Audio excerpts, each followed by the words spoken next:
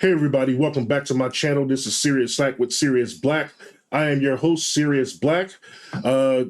If you're watching this video, then you know that we're doing an interview today. But it's special for so many reasons. First reason, I have a guest host today. I got my homie Nick in here. I tricked his ass into getting in here to do this interview with me. So Nick, yeah, you go ahead and tell people a little bit about yourself, please. Hi, how's everyone doing? My name's Nick, also known online as at Mug and Play on pretty much all socials. Sean messaged me about 2 hours ago being like, hey, can you help me with something? And I said, yeah. And here I am. Here it is. Now, what you really need to think about is how I got him to do this in that amount of time. Like, so what do I have on Nick that he said yes? Right. We did used to live together, so I'm sure there's plenty of hidden camera footage that I am not privy to that will just make itself apparent whenever a favor is needed. Yeah, if the money comes in, I'll cut you a piece. I've got your Venmo. Thank you. So, real quick, tell people what they can expect to find on Mug and Play. On Mug and Play, they can expect to find me playing lots of video games, preferably indies, though the exception to the rule right now is Skyrim, because I've been playing that. I've been playing it for the first time since May of last year, and it's taken over my life ever since. So now it's nice to be kind of into that. Other than that, it's a lot of indie games. I've been playing Keep Driving, which is just a game about going on a road trip, and it's like an RPG style battle game that's also a road trip, and it's a fun, very kind of 16-bit adventure. That's so weird. And occasionally I'll do animations. Usually just animated stuff from Game Grumps, but it's a lot of fun to do. And it's just me yammering on in front of a camera like this, but while playing a game. Fantastic. We should we'll visit you one day and go over there to your place. And so let's get to the today. I get the pleasure of interviewing a dynamic duo. We have rapper Shubzilla in the house and DJ, producer, engineer Bill motherfucking Beats. Hey, hello. Hello. Thank y'all for agreeing to do this. Thank you for having us. That was fantastic. And then they, I see that they have their actual label name as their title there, which is Noir Grime. And is Bill? Are you the one that came up with Noir Grime? Yeah. We've been running with it probably for like 10 years. Yeah, something like that. 10 years. So, okay. I'm gonna take it. I was like, that's such an interesting name for a label. I was like, I gotta ask you how you came up with it. But my initial thought was that, because like we've met before and I know a little bit about you. I just thought maybe it was a reference to all the crime you used to do in the past. We don't talk about that. Could be. Oh, we don't talk about that. Oh, my bad. Yeah, we're not like we don't talk about that. Statute of limitations hasn't expired yet.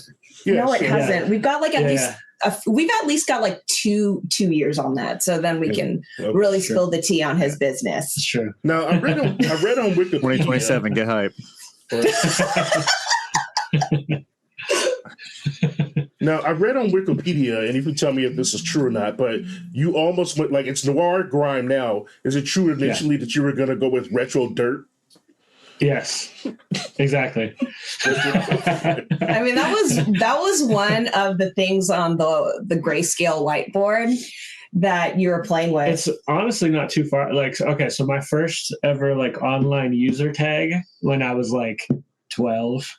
I think it was Eat Dirt. That was my username. So it's not that far off. Okay. Yeah, look at that. Damn. We used to play a lot of racing, a lot of online racing. That's what we did. Okay. Oh, okay. That makes sense. That makes sense then. Okay. All right. No, for real though. None of that is true, y'all. How did you come up with Noir Grime? What's the real story? So I wanted something that kind of described the sound, that like the kind of like what the sound was for the label. At the time, I think LA Noire had come out, so I was kind of like, and I was familiar with like film noir, but I really liked the way that LA Noire was like writing, that you could like switch it to black and white, all that kind of stuff. So it made me look at film noir again and like watch a bunch of stuff.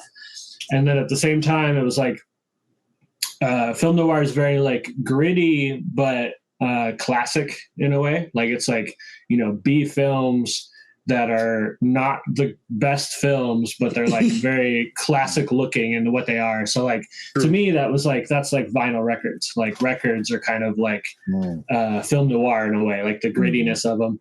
And then the grime is like just the bass and big drums. So it's like, you know, the kind of the prettiness of that black and white film mixed with like grittiness, bass and drums and stuff like that. So that's like an overview of what that was. And it just sounded good. Like I was trying to find like a 2-word name and, you know, all that kind of stuff. So, I like it. So yeah, it came together.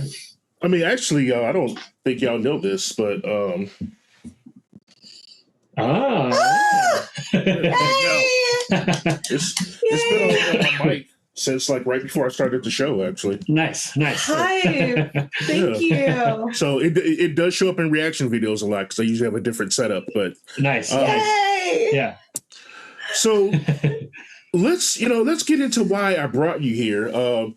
Folks, like I said, this is a dynamic duo rapper and DJ, and they've been performing like all over the Pacific Northwest and elsewhere. Like, what's the furthest place you guys have had to like perform? Maine? Well, I like the furthest, if you will, would be Vancouver, Washington, which is not very far, but like it was a different country. So like, do you mean Vancouver, BC? Or sorry, yeah, Vancouver, BC. Yes, yeah. So north of us, but it was only like 2 hours north of us, so it's not that far. Yeah. Okay, that's but it was a different country, so like you can count that as the furthest. That's pretty weird. But yeah, probably like Portland, Maine. We've played a lot of East Coast stuff, so like we've That's been what I able was to thinking. kind of travel all that side. So yeah, Okay. Maybe Florida. I don't know. Florida as well. Yeah, I don't know which is further, it's like but that. yeah. But we haven't played the furthest south we've played though is Tampa. So we haven't made it to Miami yet. So No, there's more. There's more to explore. Yeah. I just want to go to Miami for the food. I mean, like performing and working would be nice. But I mean, well, if y'all go to Chicago, y'all got to let me know because you know that's my hometown. So we played there. We played there once. Yes. So far. Okay. Last year. Yeah. Was it last year. Yeah. Last year we got to play and it was really fun. Chicago was really cool. We need to go back. Yeah. Absolutely. take me with you. Yes. Gladly. Let me show. Sorry, go ahead. I was gonna say I don't remember the name of the pizza place, but one of the people that we were on tour with ordered deep dish pizza. And they brought it out and they were like, oh, they were on stage and they're like, I got blah, blah, blah. And the whole crowd booed him because I guess he got the wrong version of whatever. It was hilarious. Was it Giordano's? It was probably yes, Giordano's. I think it was. Yo, that's straight up tourist pizza. Oh no! It was amazing. I used to live in Wisconsin, so I was no stranger to Chicago, and I knew about that. I have my own hardline opinions about deep dish in general. Yeah. That's fair. Man, that's crazy. Oh no! All right, so now you know something from when you go, because that was literally going to be the first thing I told you. Like, hey, do not get to fucking. Oh my god, it's like somebody that's like a tourist for Seattle being like, I got this great coffee and it's Starbucks. Right. Yes, that's actually that's exactly right. Oh no, that's exactly right.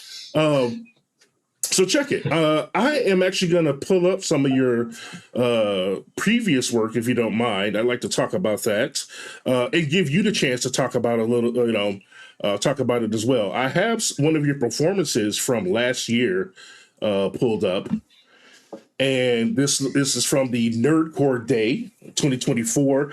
Do you remember this day? Like, oh yeah, yeah. I mean, like. we just relived this last weekend. Yeah. So 2025 just happened. Mm-hmm. So there's a new version of this. It's just not on the internet yet. Yeah, it'll be on in a couple weeks. Okay.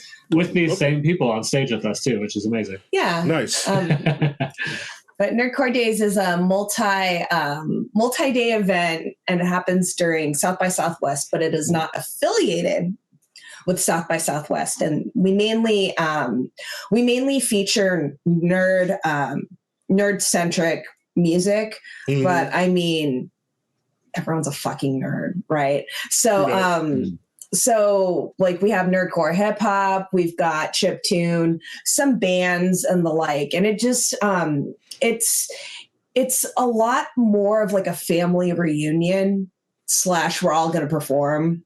It's true. Okay. / drink a lot for those of us that imbibe. Yeah, it's a 3-day event too, so it's like Oh damn.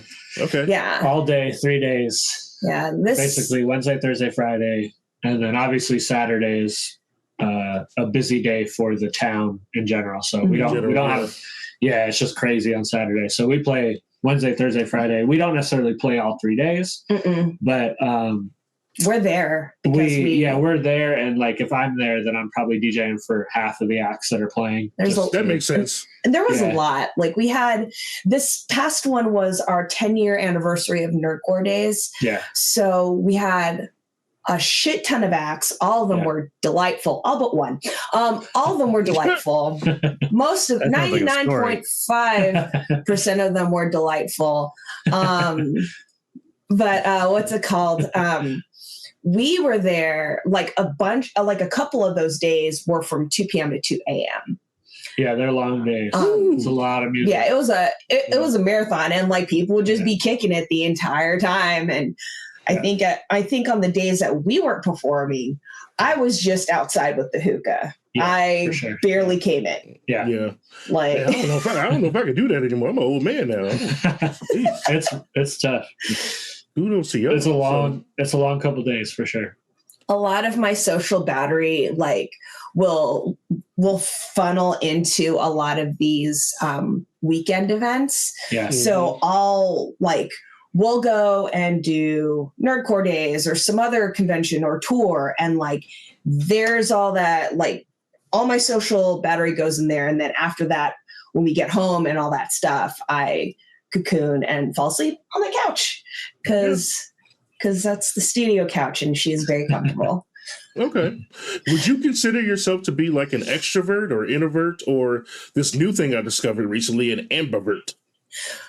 I heard about that too, and that's a strange one. What does that mean? Like you're both. You just kind of both. Yeah, I think I can run as both. I think that like when I'm in the city in like Pacific Northwest, I'm more of an introvert because I'm like not interacting with people as much. Mm-hmm. But as soon as I'm outside of this bubble, I'm so much more likely to like just randomly interact with somebody, like walking by them on the street, like crack a joke with somebody as they're like passing. But like at home, I would never do that. But if I'm in Austin, I'll do that. If I'm in like, California, I'll do that. It's just weird. I think it's like, it's the weather. In the environment too. Yeah. Yeah. Like No, go ahead. My bad. I'm definitely an extrovert. Okay. I just like, as I get older, I know what my limits are. So when I'm done, I'm done. And like this one gets the glare of, I need to go home, or Yep. I'm hungry now, or what have you. No, I feel that. The ambivert one, I think I started leaning more towards that because I learned that it's basically you are like an extrovert, except you do have a limited, you have certain parameters that have to be in place for you to be that extrovert. And once those are done or have eroded, then you got to take your ass in the house. and then yeah, like, and I don't think I realized I was that, because when I first learned about it, I thought about the fact that one time I ditched my own birthday party. Nice. Damn. Yeah. I was like, I'm tired. Bye? No, I left and got waffles and then went home. That's amazing. Waffles are delicious. So, That sounds like a happy birthday to me. And I didn't apologize or nothing. I don't know. I was like, why should you apologize for that? It's your birthday. Yeah, it's your born day. Like, yeah, like it's waffles too. Like, no, it makes sense, but it's gonna sound weird. But let's do another show or session where we just talk about what it's like to be Sean Wynn, aka Cerius Blaq. And I'll tell you why I ditched my own birthday party. I want to know this story. I need to know the lore. So let's hear some music, y'all. So check this out. I've got I've got the video pulled up. I just kind of like went in and just like was like, I'm gonna go in here and I'm gonna press play, let this play out for a little bit, and then pause, and then I'd love to get some feedback from y'all on that if that's cool. Okay. Sounds good. Okay, word up. Nick, you ready? I'm ready. All right, I'm gonna start it now. Way on the highway, bitch. What you wanna know? How I like it, I'm at flow. Ain't no secret, I've been working. Target what you circle jerking. Full speed ahead, I'm breezing past. Can't beat me when you at have best. Born on my side when I'm on a conquest. I get mess with a bitch named Blaq. Yeah, I'm a brag cause I got it in the bag. Bitch, they thought. Don't need to flee cause you can't catch me. Bitch, they thought. I got a ship and a shoot from the hip. Bitch, they thought. Hoes wanna try, but they all gonna die. Bitch, they thought. Now, honestly, has it dawned on me? These hoes get done on my offering. I'm a triple threat, they need Percocet. They less than you, but I got a ring. Got a jokes that ended long ago. When I thought, wanna sweat, you ain't got the hoe. Where as it go, I'm a passion there. Don't need a place to walk with me in the air. So line them all up. I'm a one-woman firing squad. Solo rated motherfuckers. Call this bitch a lightning god. Crazy scared to the gonna call me crazy. Maybe you're right, you can't ever face me. You're lazy, I'm hype. I don't need reminders. Tight. When I tell I'm excited. Yeah, I'm a brag cause I got it in the bag. Bitch, they thought. Don't need a freak cause you can't catch me. Bitch, they thought. I got a ship and a shoot from the hip. Bitch, they thought. Hoes wanna try, but they all gonna die. Yeah, on topic, I'm out here and I'm hella dope. Looking at my path ahead, got myself a telescope. Not gonna stop or slow, a bitch can throw a little shadery. I'll take it as a compliment. Attention come from hating me. I'm not mad, I welcome it. Sky rain mad, don't accept to spit. I won't quit, they ain't shit. Don't need that weight, I'm a battleship. It's about high tide and I gotta take a ride. Run or hide with a pop of that eye. Drinking, run my way there, ho, and I'm in a slave. Yeah, I'm a brag cause I got it in the bag. Bitch, they thought. Don't need a freak cause they can't catch me. Bitch, they thought. I got a ship and a shoot from the hip. Bitch, they thought. Hoes wanna try, but they all gonna die. Bitch, they thought. Still peace.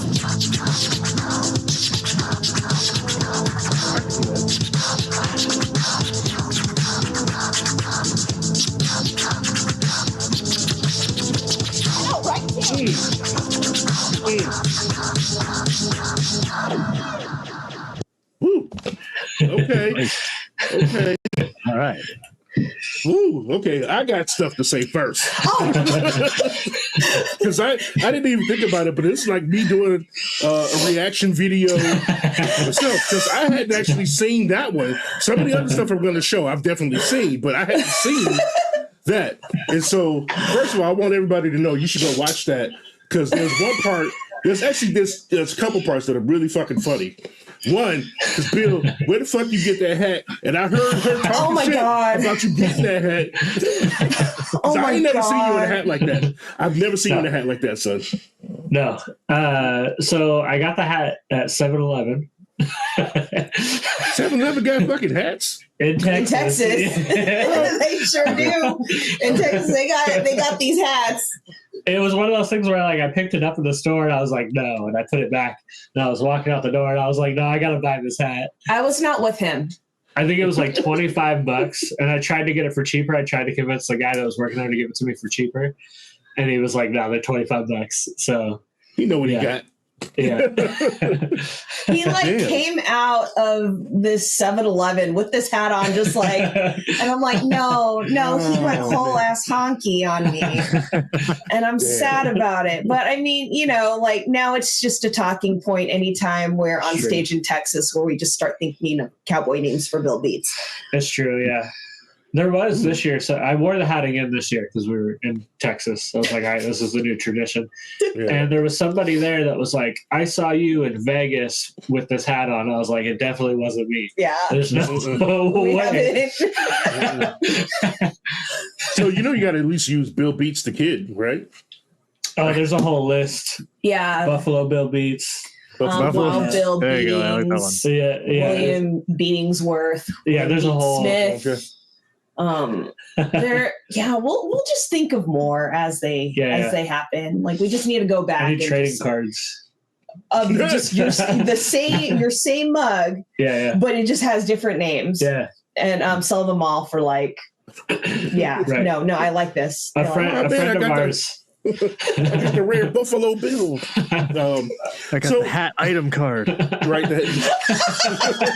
Yes. Bam.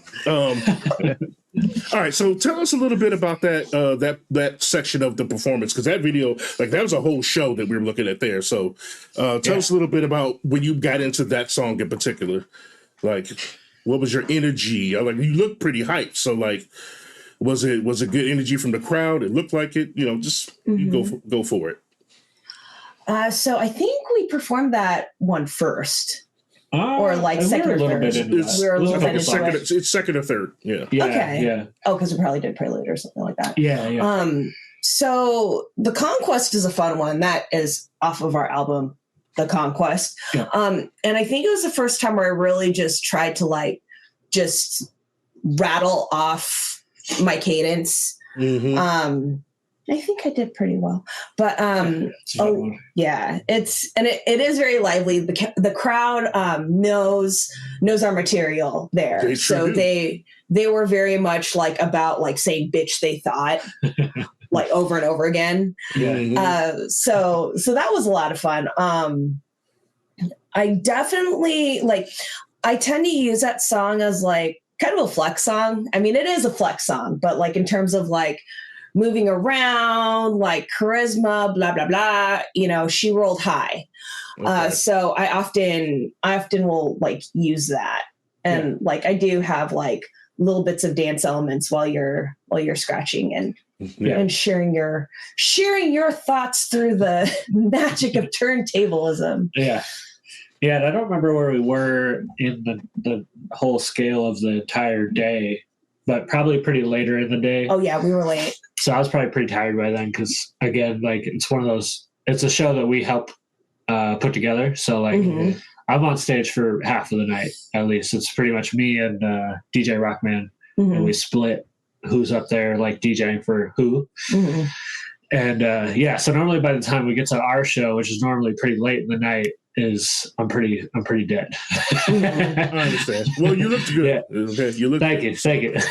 You both looked great, and you're right. The stage presence was there. I can see the participation. You know, and honestly, that's something. Let's talk about that for a second because first, let me add this. When was this picture taken? Oh man, probably 2019. Yeah, 2019. Okay. Yeah. No, maybe 2020? It might have been 2021, somewhere between 19 and 2021, somewhere in there. Which is fun. Okay, so like when I first met y'all, I don't remember what year it was, but it was like 2013, 2014, something like that. Yeah. But y'all kind of still look the same, and and I don't like it. No, I mean, Asian don't raisin, and I guess he don't raisin by proxy. I should lose some weight. That's all. I got to get back to. I think it's crazy how like you can like 5 years prior be like, oh, I'm so out of shape, but then 5 years later you're like twice as out of shape, and you're like, damn, I wish I could just go back to when I was out of shape then.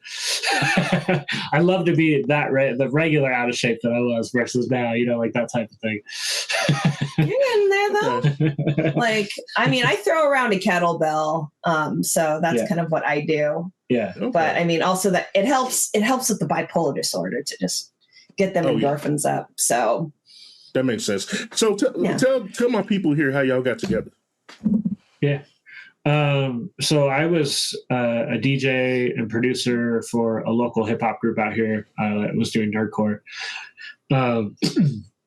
And we had like a pretty big friend group. Like we played a lot of shows, and a lot of the people that came to the shows were friends. So it was like kind of like hangout sessions.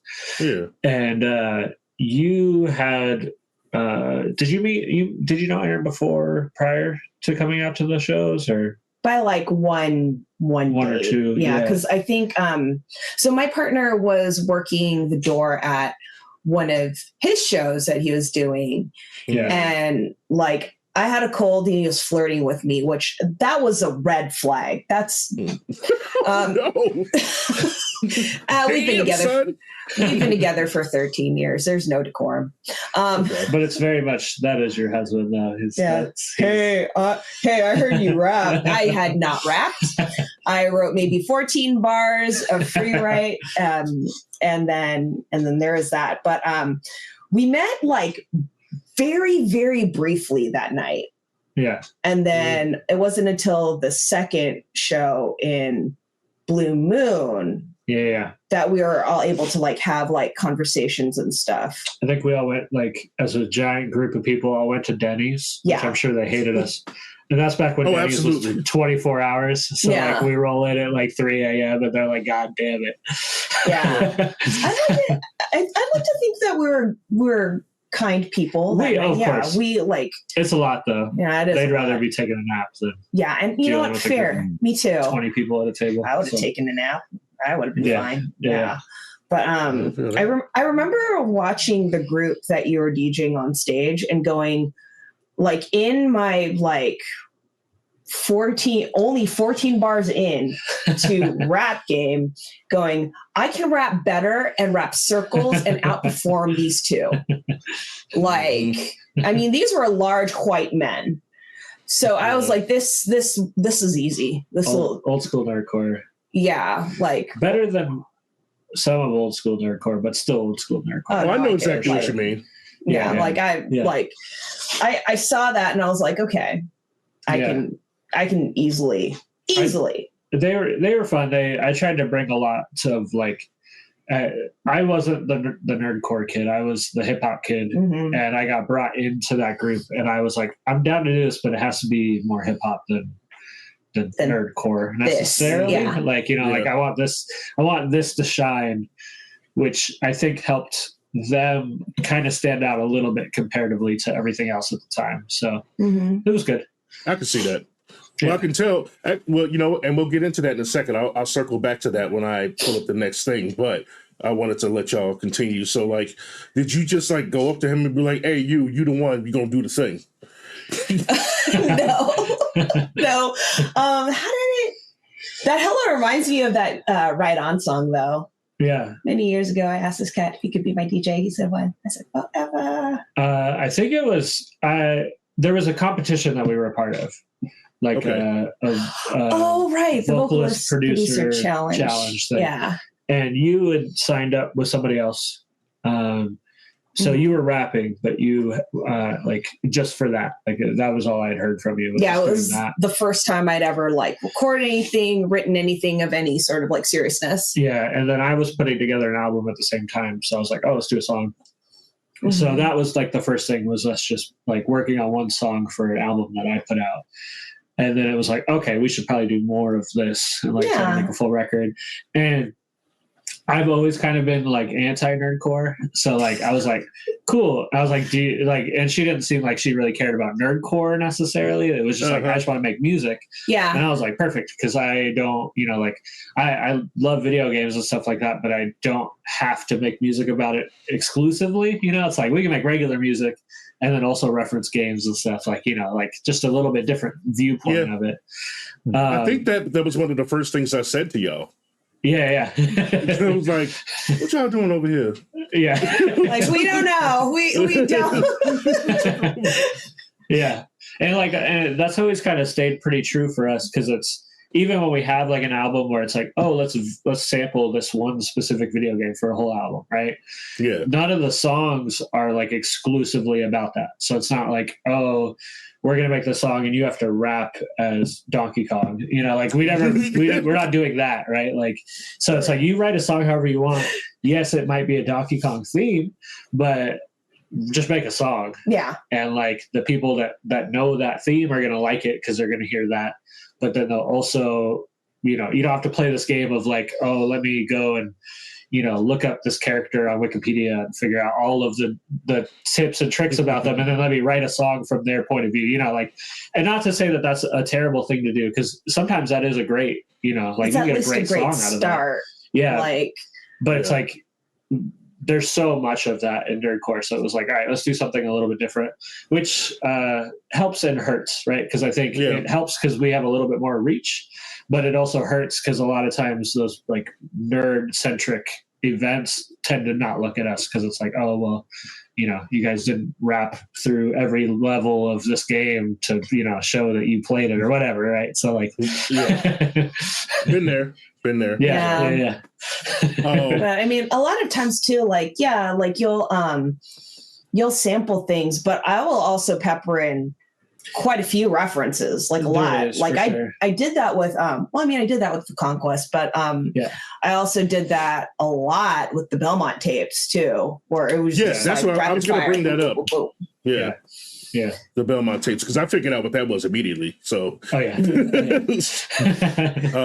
which Nick, I think that's something that you might want to look into. I think you'll dig that. The Belmont tapes. Oh yeah, Belmont tapes for sure. And which I think is funny because being a producer and engineer, I did notice that you and my producer have a similar mindset sometimes.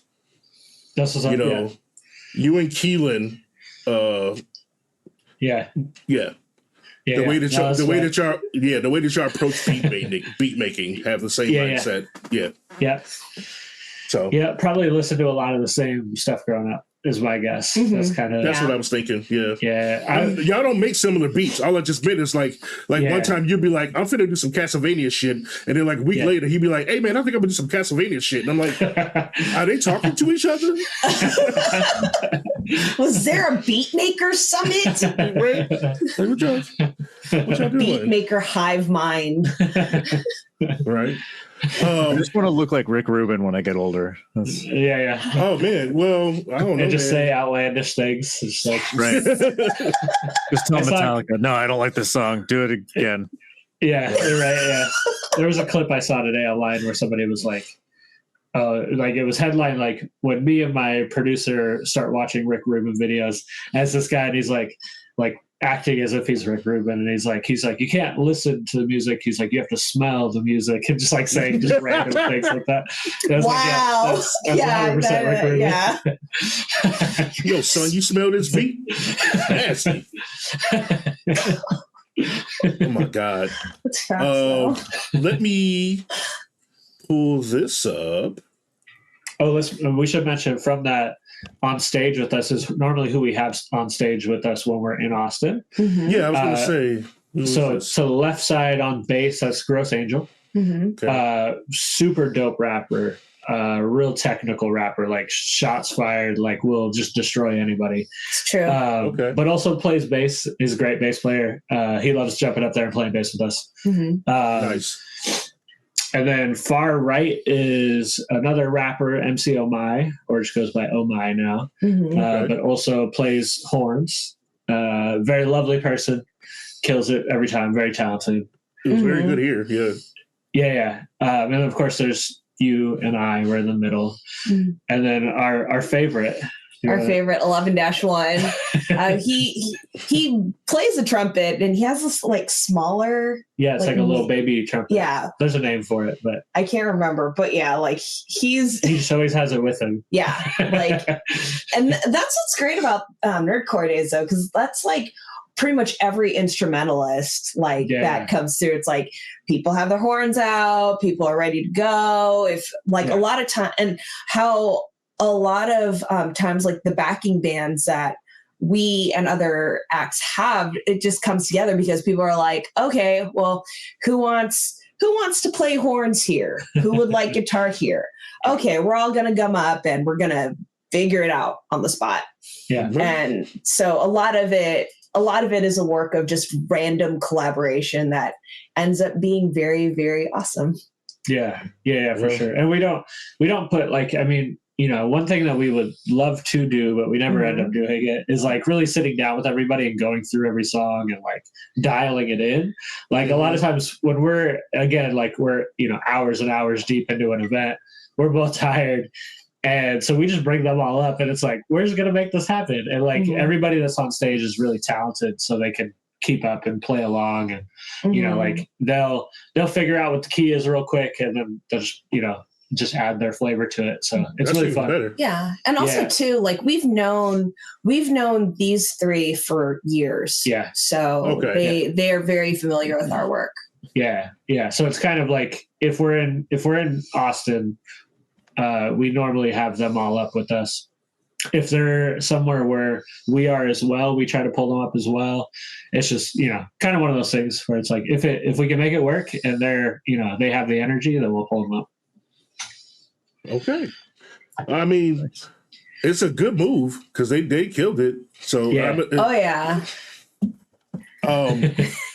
it's always nice to have friends like that for sure. Oh yeah. Let me pull this down, and I wanted to go into another quick little topic here. Give me 1 second. I want to present. Get that up there at the stage, and we'll edit this out later too. Move some gaps. So, gotta leave it in. Where is this is only a short one, but I'm gonna play it real quick. I'm a baby, hoes get stuck on my offering. I'm a triple threat, they need purpose. They lust you, but I gotta ring. Got a joke that I did long ago. When I thought, wanna swipe, you ain't found the hoe. Far as I go, I'm a blast there. Don't need a punch, walk with me in the air. So light them all up. I'm a one-woman firing squad. Solo rated motherfuckers. Call this bitch a lightning god.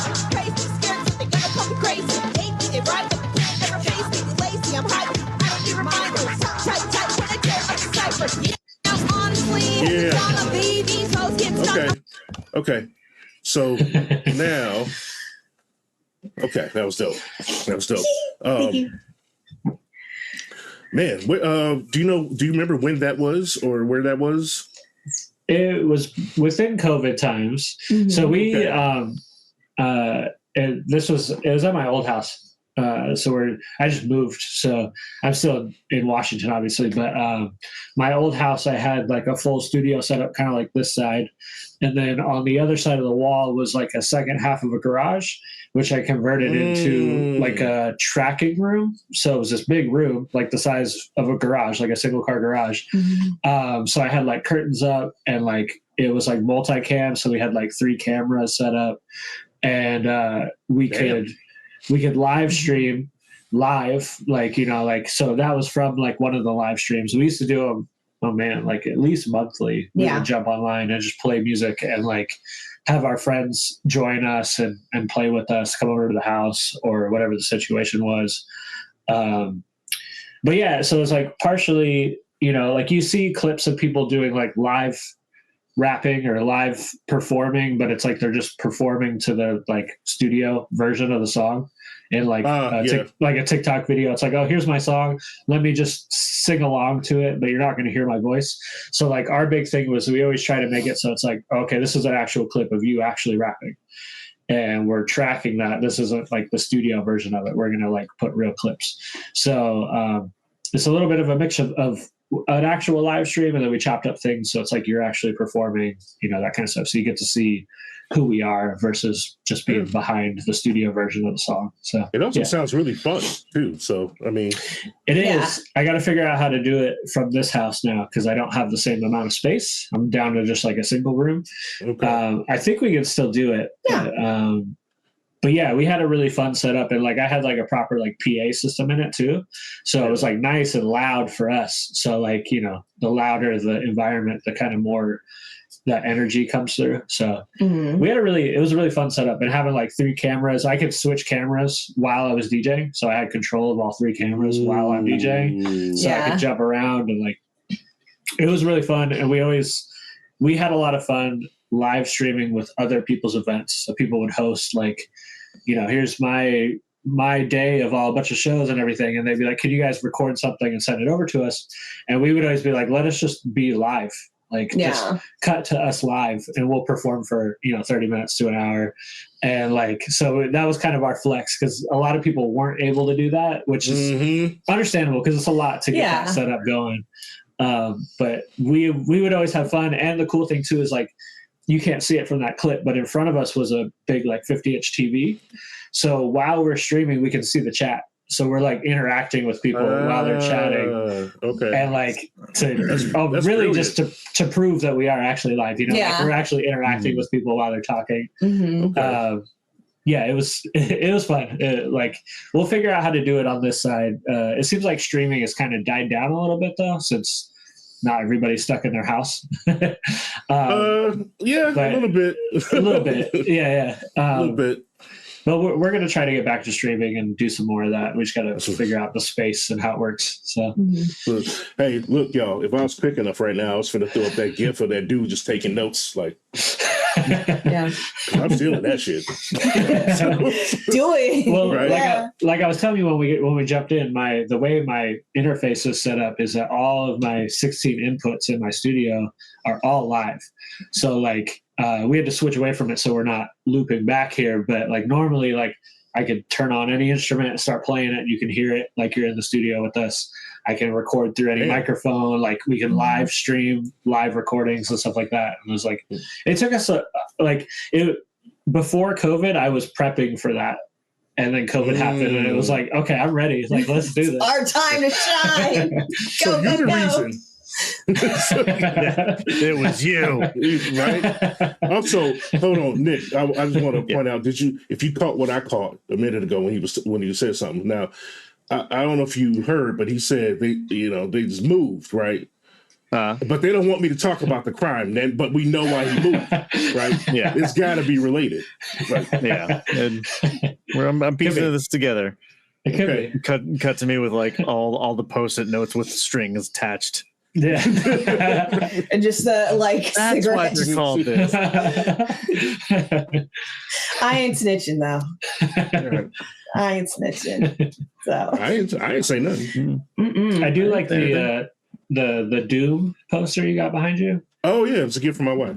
Yeah. I got I just recently got this little guy back here at the oh, you got that one figure. Yeah, that was dope. Yeah. I was like, it's so expensive, but I was like, I'm gonna get it. It is expensive. There's also a Czarface one out there. I don't know if you. Ooh. Yeah. Is it like a little? No. Like regular? No, it's actually like that big. Yeah. Oh, okay. Ooh. Okay. Huh. So, in fact, there's a company called Super 7, because I'm a toy guy. I'm actually That's where I got that. Yeah. The Super 7 one. They also got an ODB coming out, a DMX. Ooh. They had the Biggie a while ago, but there was somebody else they just announced it. I was like, what? I'm pretty sure they're getting ready to do Jay Dilla. Probably. So, yeah. Oh no, I think they did, because he comes with a. They did a little. They did a little one though. Yeah. Okay. They need to do a full size. Yeah, that'd be cool. I was listening to Jay Dilla earlier today. Yay! Nice.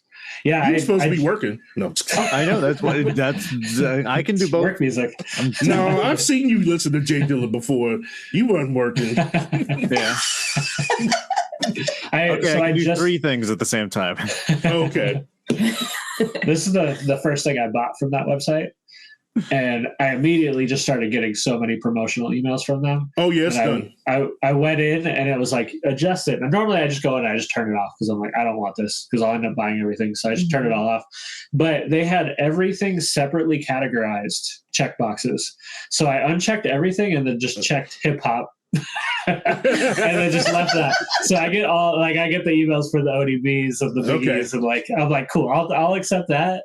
I don't need all of these Godzilla advertisements and Power Rangers and all that. Like, because I will buy them, so I just need to not have that. Yeah, it's a problem. It's a problem. The next thing I want to share is something I noticed that you were doing, and then I want to talk about you doing this. So let me go ahead and press play here.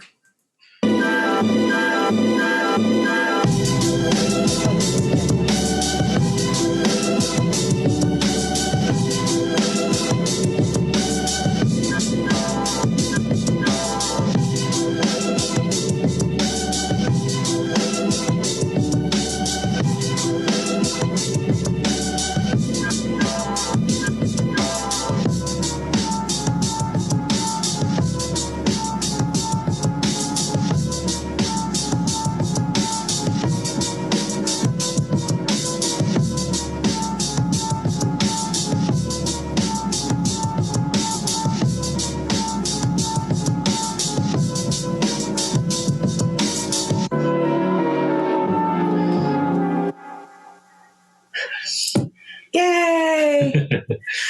That was a good one. That was a good one. So, so the first question I guess I have is, why don't you do that every day?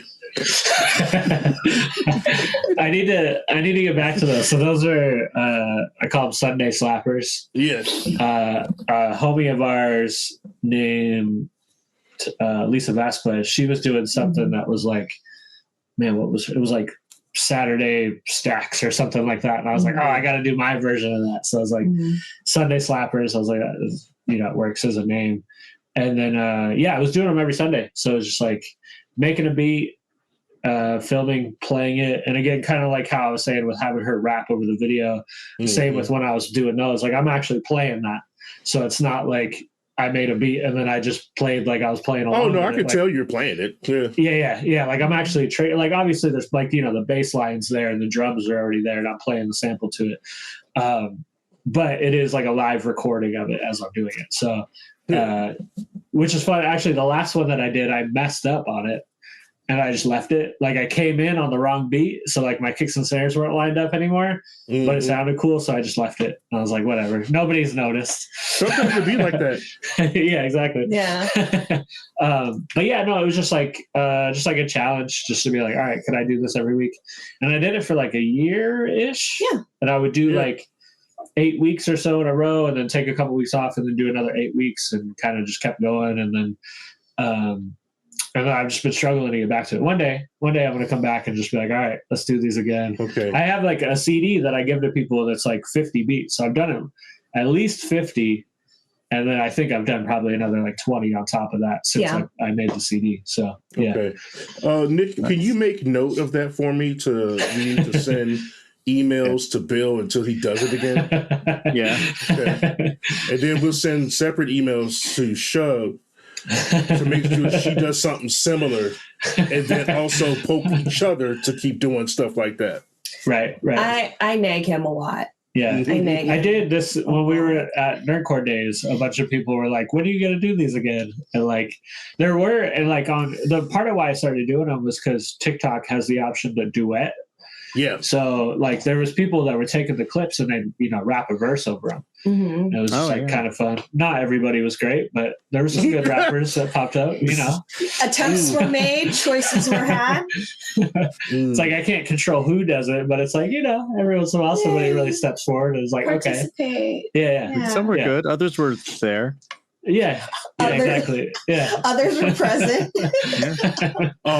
Gosh, we've been having so much fun that I had a couple more examples I wanted to show, but we're getting a little long into things, so I'm going to move some stuff. I have some other performances that I wanted to go through, but I will just link them under this interview so other people can watch them. So make sure to look out for those. But I did want to talk about what you have going on now, because I know that you have new stuff, and I'm going to bring up this, and if you want to just tell us about this album here. So... Late Checkout Deluxe. Let's talk about that. How long did it take to put this one together? Start there. Do you want me to? Yeah. Okay. So Late Checkout is like at least 2 years in the making, I think. Okay. Yeah, 2 to 3 years. 2 to 3 years. Some of the songs go a little bit further back, but the concept was actually, I mean, like if you start from the very, very beginning, a friend of ours who goes by Kadesh Flow, he put out an EP called Room Service, which the idea was, it was an album that he recorded. I think you're on a song. There's a couple of my beats on there. I was in the room while we were producing some stuff. So there's some like producer notes from me as we were making this record. But it was all made at Megfest, that his EP originally. Oh, okay. So he put that out. He did a part 2. So like a Room Service part 2. And I just love the concept, and he kind of just stopped making them though. So, and this was kind of our being like, all right, well, let's take that concept and let's do Late Checkout as kind of like, you know, and he's on this album. So of course we was like, all right, we have to pull you into this so that you can be a part of our version of this.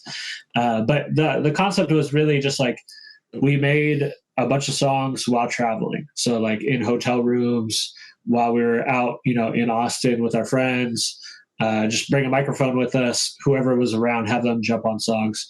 So the whole album is kind of like a big feature. Like every song has some kind of feature on it attached to it, except for the very last 2 songs we did. Yeah. But anyway, so we put out Late Checkout. We then went on tour, and we put out like an extended version of it, which had like 4 or 5 new songs, 6 songs, something like that. So it was like an original version, an extended version, and then we came full circle and was like, let's put all of it together and then add 2 new songs to it. So that's where we got the deluxe version. Okay. You just answered my next question. Perfect. Yeah. That's what I was going to say. Like, what's the difference between, you just said, okay, word up. Yeah. Yeah, that's dope. Okay. So how's the response been lately? Are you getting a lot of feedback or? Yeah. I think a lot of people have loved it. You know, like, I think the fun part about it is that, like, if you look at the rest of our catalog, there's not a lot of features. Like, we don't pull in people very often. Every once in a while we'll pull like in a feature, or we'll have like a big like group song with a bunch of people on it. But for the most part, the whole album is basically just the 2 of us. So this record was kind of like what if we did a song where like every record was almost a feature? There's even a couple songs on there where Shubs isn't even on it. So it is like, really, it's just all of our friends, and you know, like it is what it is, whatever fits, whatever is what fit. A lot of the verses are kind of fun and goofy, but then some of them are a lot more serious. Like, it just depended what mood we were in. Like, there was no rhyme or reason for any of the songs necessarily, other than it was just like, we're sitting in a room. I was like, let's make this. Most of the songs too have like a little bit of a story to them, in terms of like, like we wrote this with Kadesh Flow, Magfest 2022 or something, and we wrote this one with Artemis in this space or whatever, and we were joking about this. So there's like little, I mean, it's very much a photo album kind of gig of like of like what we were up to during the time of writing a song. Yeah. Okay. Yeah. I really like that though. I mean, you know, that gives it more meaning for sure. Absolutely. Yeah. So that's the latest album. And I'll make sure to link that below as well, so you guys can find their music. But I did have one more. Like, I know you sell merch, and I found this, and I was hoping that one of y'all could explain what this is. That's you. You want me to explain it? Yeah, because it was y'all's idea. Shubs Was Right came from a group of people. It wasn't just me. We have some people that we're good friends with down in Florida. And there was just some kind of drama online on like Twitter within the community. Like, somebody was popping off saying something, and like, or just showing out as like, maybe they're not the best of people type of situation, right? Where somebody says something a little sideways and you're like, oh, you know, maybe you are a Trump supporter or something. Yeah, like something where it's like, this is a little off. And so like our friends saw that, and I think it was somebody that Shubs may have had already been like, I don't know if I trust that person type of situation. Oh no, I know who it was. Like, I just straight up was like, I do not trust this hoe. Yeah, and this was like months later, and this all happened. And then, so they just started saying it. They're like, well, Shubs was right. Like, damn. So with the idea that like most of the time if Shubs is doesn't like somebody, it's probably for a good reason. Like, so we printed a shirt. It's in the same font as our new Art Grime logo. So it's it's kind of an extension of that. Yeah. That's pretty cool. Yeah, it's fun. It's kind of like an inside joke. Like people that know us rock with it. People that don't know us are just like, I don't get it. And then they ask about it. Yeah, right. Like, See, some people are scared. Yeah, right. Hey, thank you. Yeah. It definitely threw me off because I was here while you were designing it, and it was a very late night, so I cocooned and fell asleep, as I do. Mm-hmm. And I think you woke me up and you're like, hey, look at this. Yeah. And I looked and it was just the shirt that said Shubs was right. And I'm like, why? I mean, you're not wrong, but why? Right. People are going to think it's my idea. Yeah. Right. But yeah, there are folks that do not like that this shirt exists because I'm sure they know okay, I am right. That's okay. They can die mad. I like a good shirt where it like tears like people in different directions. Like I got another shirt that I made that just says unemployed. It's in like the New York Times style font, like the newspaper font, and it just says unemployed. Just a black and white shirt, and like it's such a torn. Like either people are like, "Oh, that's funny, I like that," or they're like, like go get a job. Like it's like they can't decide which direction. Then I can't wear the shirt. Right, yeah.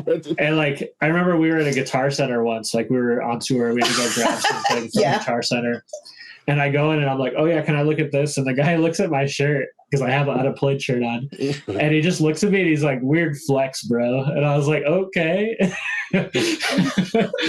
We have a screen print. We have a t-shirt printer in the fucking studio. What do you have? Yeah, right. You work at Guitar Center. Who are you to shame anyone for anything ever for any reason? I was just thinking, like, man, that's just some hating right there. Yeah, exactly. It's funny though because you definitely get like a torn, like either people are like they're in on the joke and they like it, or it's just like it's too much, it's too real for them, and they're like, oh, you should probably have a job or whatever. But I remember like because he gave me the 2XL hoodie. Yeah. Which I basically wear as like one of those like oversized, like comfy, cozy hoodie things, right? Yeah. Mm-hmm. And I wore this into a store in Austin. Yeah. And I was paying for whatever it was I was paying for, and the person was like, "Oh, we have some openings for this and this and that and that." And I'm like, "What do you mean?" And the person was like, "Oh, because you're right. You have a hoodie on that says unemployed." I'm like, "Sir, I'm a full-time mother." All right, I'm a full-time mother. I am a woman of the Lord. But no, it was very much like I'm wearing this. I don't have time to tell you the lore because I just want to go back into the car. Yeah. But those are my favorite stories. Yeah, for sure. There are talking points. Yeah, our talking points. I mean, Nick knows this because, like you said, we used to live together. I'm a bit of a troll, and I kind of like want to get the shirt and wear it. I want the unemployed one. Actually is fitting right now, but I want to get Shubs' right and wear it around so that people will ask me, and I want to make up a different story every time. Absolutely. Yes, please add to the lore. I love it. Right. I love it. Oh, it is a good shirt. Yeah, it's a good shirt. Yeah. Good job. Yeah, it's fun. It's fun. So the next thing, because this is a show called Serious Slack with Cerius Blaq, one of the main focuses of the show is to talk about people and their creative work and, what most people know you for. Like, if they're just, getting to know you now, it's one thing. But for people that tune in and who know who you are already, they know exactly what you're about, what you do. What they may not know is what you do in your slack time. And so when you're slacking, when you're chilling, your hobbies, stuff like that. Bill, I'm going to start with you first because Shub's got a lot. So, That's fair. Right? So I was over prepared.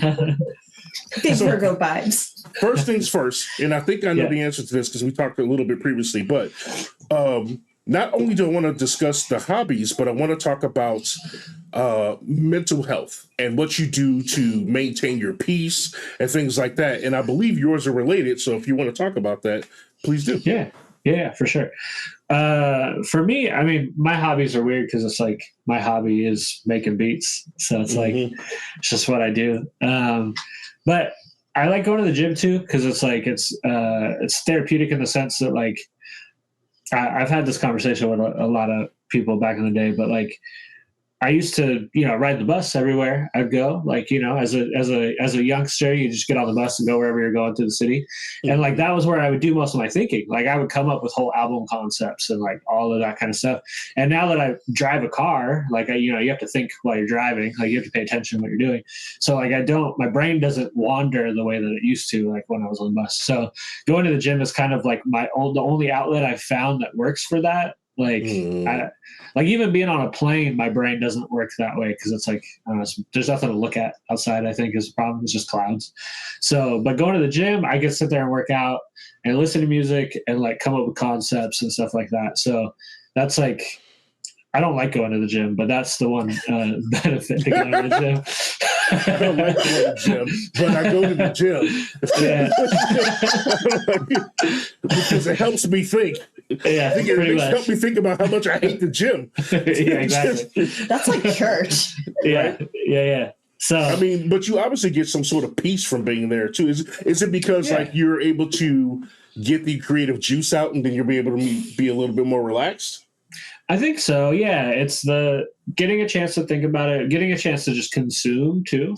Like I've always been somebody that consumes like to study, like if I'm listening to music, I'm studying it. If I'm watching movies, I'm studying. Like when I ride the bus, I'd be studying music while I was thinking about stuff.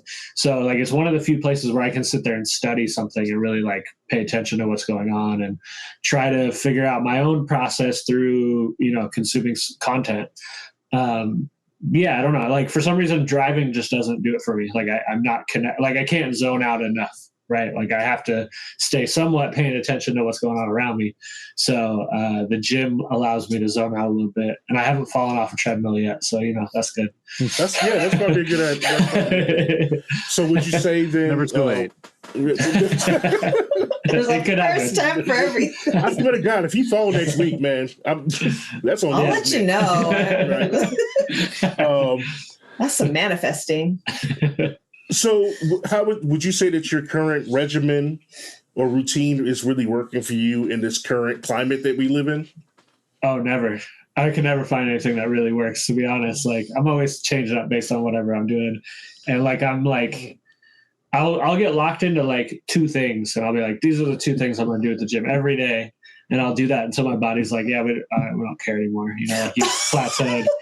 And then I'll just stop going to the gym for a little while. Then I'll come back and be like, oh, it's the hot thing right now. And be like, stairs. So I'm just going to do stairs for the next 6 months straight or something, So like, yes, like it's something to do. Like it does fill time and it gives me a way to get away from the drum machine for a minute and get away from work and that kind of stuff. But like, oh, I meant the rest of the world in general. Oh, because there's a lot of things going on. Oh yeah. Does for it sure. help you maintain your peace with everything else surrounding? Sometimes it doesn't like not as well as you would hope because it's the gym and they have like the news on. So you have to like watch the news. Oh, gross. Yeah, right. Thanks, Planet Fitness. So it's like I'm watching like, GoPro videos of people doing downhill things and then right next to like CNN. And it's like, it's not a terrible thing though, because it at least keeps me in the loop. Because otherwise, like if I try hard enough, I can disconnect from everything and just not pay attention to any of it and then just be completely out of the loop. So it is kind of nice to be at the gym and be like, okay, what's happening right now? Like, what am I missing? Because I don't have you just start TV. running faster and angrier. Yeah. Pretty much. Yeah. So I'm watching it on mute, like I can't hear what they're saying. So I'm just making up my own story. Oh no. I don't know if that's better or worse, man. I know, right? That's what I'm saying. Yeah. Like there's no real good way to get away from it all, to be honest. But I just, okay, I'll throw this in there. I think the real thing that I really love doing that I don't do enough of, that I need to start doing more of, is just going record shopping. Like, I think that that's another thing that when I was younger, I used to do it every day. I'd go record shopping, just go find records, buy records. And I don't do that as much as I used to, but the last like month or so, I've been trying to go at least once a week. Just like if I'm driving and I'm outside driving around and I see a record store, I'll pull over and just grab, 5 records. Be like, cool, I'm gonna grab 5 things. Keep it really short, do it real quick. And that seems to keep me balanced. Yeah. I was gonna say, like, I mean, dog, you a DJ? Like, don't all of y'all do that? Yeah. I mean, it's so much digital now that it's like you don't need to, and like even sample digging now, it's like you just do it on the internet. Everybody just Pretty is, using Splice or whatever. So like, it's something that I haven't been doing as much of, but I need to get back to doing because I think that's my most, like. You got to do it until like your back hurts. Like that's when you know that you actually put some time in at the record store, is when your back starts hurting. Because you're going. I feel like that's a rule you made up for you, and I'm not going to hear that. That's true. I'm good. It's very much the rule he made up for himself. You go until your legs are numb. Like that's what it's like. All right, it's time to go home. Okay. Oh my god. You know what? We are talking about mental health right now. I just want to say that's bad punishing, son. Okay, but we'll get into that some other time. That is something I think that Nick shares in common with you. That I know that part of your routine that helps you. You go out record shopping a lot, right, Nick? Oh, absolutely. That is sort of like my I need a treat to myself, and then at that point, it's like, which record shop is it? But at the same time, that sort of like mentally prepares me for, do I want to go to like the big one? Do I want to go to Music Millennium, where it's like multiple levels? Like, that's also a lot of energy. There's probably a lot of other people there, and then aisles are this big because you got albums on either side, but they're really good at getting like $100 out of me at a time. Oh yeah, yep. That's why I don't go. I think it's hard. I recently counted my collection. I'm up to like 105 vinyls. Nice, very nice. That's cool. The benefit of having a day job is you can treat yourself after surviving each day. Exactly. Have you? What's that little record store that's down the street from Millennium? The like little hip hop one. Oh God. It's on. I want to say it's on Burnside, and it's like it kind of sinks into the floor a little bit when you walk in, and it's like in the back it has like used clothing, but then the front is all the records, and it's like all they play in there is hip hop music. Like it's like whoever owns it is very like hip hop oriented, which kind of sucks though, because they know what they have. Like you're not tricking them. They're like, oh, we know that Tribe Called Quest sampled this, so it's $100. Like that type of store. Yeah, that does kind of It's like no, you can go to some other store and be like, find like BDP first print, and they'd be like, yeah, it's $5, whatever. Right. But not this one. They know what's up. But that's a really cool store. Was it? Wait, I don't know if it was on Burnside, but I remember a hip hop shop here called Spec. That was I don't think we've been to that one. I haven't been to that one. I don't think. Okay. Cool. Yeah, the guy that owned Future Shock. Future Shock, yes. That's it. Yeah. Yeah, that's the one. Oh yeah, okay. It's cool. It's a cool store. Yeah. We've actually found toys there that we have given to Sean and Mandy. Very cool. Oh, that's where you got Very it. cool. Okay. Word up. Thank you. We had like a 1994 holiday Barbie that I was seriously trying to get, and then it's a cool store. I talked myself out of it. It's one of those stores I go into a lot, but I rarely buy anything there just because, again, like they know what they have. Like I'm not, it's easy to go into a store with a bunch of old white guys because they're just like, oh, here's our $100 Zeppelin record. It's like, that's great. Go ahead, sell that for that much. I'll get this off over here that you don't know what it is. Yeah. But, No, Yeah, I gotta take it easy. I can't just throw it up in there. No, they'll get you. Not without a plan Right. or like real strong willpower. I came from one thing and I'm leaving with one thing. I have a strong willpower because I don't know, whatever. Anyway, let's get into you, Shubs. You got a bunch of hobbies if you want to like list them off, and then I have something to show the audience of something you sent me. We'll get to that one, but there's a bunch of other things that are in your interest. So please share. Oh God. So, well, the stuff that I've sent, I'm trying to learn how to play the recorder. Okay. Cause I don't play an instrument. So I was like, let's go learn the recorder because my daughter has one. So we're going to go play together. And I sound horrible. Like it's bad, but it's fine. It's fine. Okay. Like, I'm just gonna lean into it and just embrace the process and, you know, get a few laughs from it. And then I used to dance a lot, like ballet, modern jazz, blah, blah, blah. And I recently, within the past year, got into pole and twerk classes and all that stuff. Mm-hmm. And that's been a lot of fun just because it's been very with dance, it's been very healing and therapeutic because these are two genres of dance that celebrate the body, whereas a lot specifically ballet and specifically the dance academy that I went to were very restrictive and very they were shady when it came to children's bodies. What do you mean? Shout outs to British Dancing Academy, by the way, over in Kent, Washington. You probably don't remember me, but I remember the fuck out of y'all because they would call me the kid by the candy machine. I had one of my, and by the way, there's nothing wrong with the candy machine. If I want a Snickers bar, if I want a Milky Way, I'm going to get that. I'll make it to bar on time, but I'm getting a Milky Way. But this is a part of any interview where I just start calling people out.